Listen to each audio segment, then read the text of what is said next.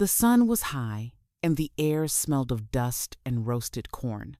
Under a small, faded umbrella sat Amara, a 2-3-year-old bread seller with eyes full of quiet hope.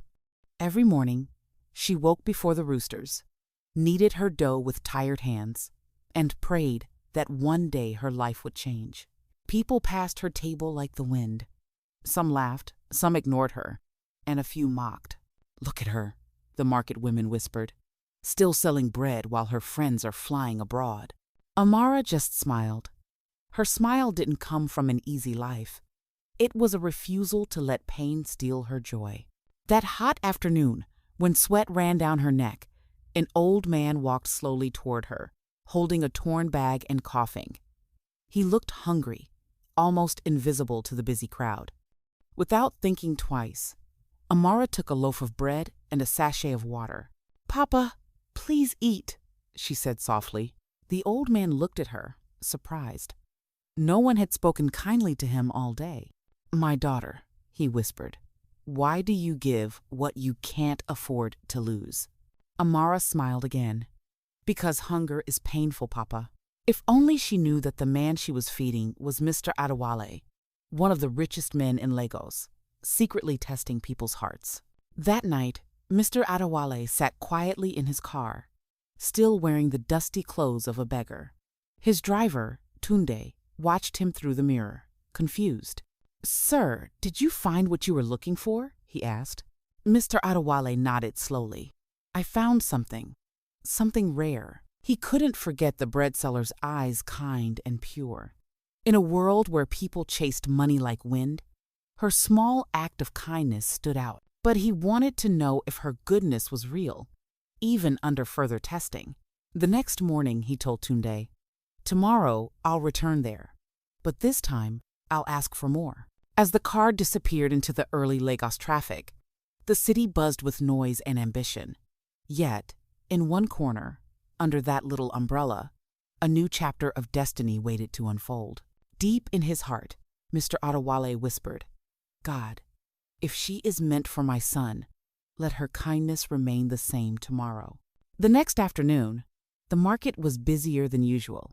Amara's table was filled with customers, and her laughter floated in the air.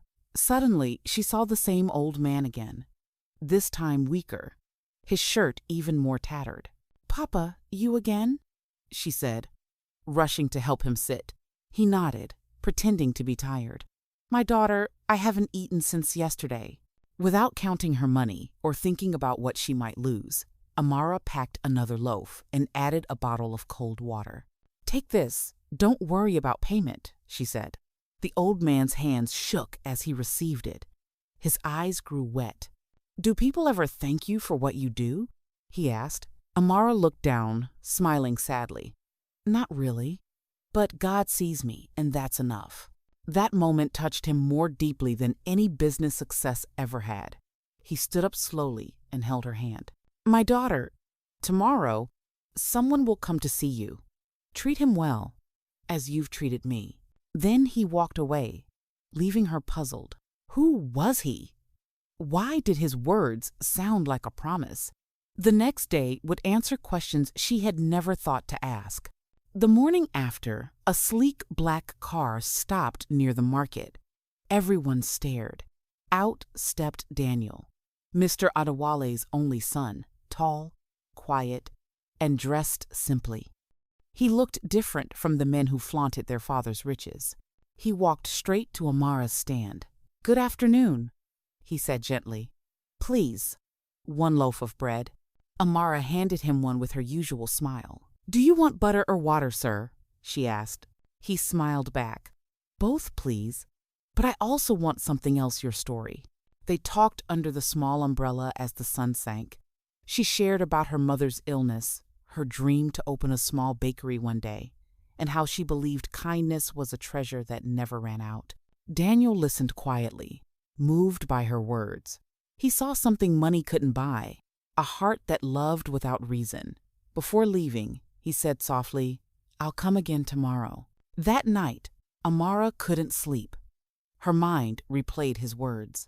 Who was this gentle stranger? Why did his eyes feel so familiar? The next morning, Amara arrived early, expecting Daniel to come. Instead, a group of people approached her, 2 men in suits, and a smiling old man no longer wearing dirty clothes.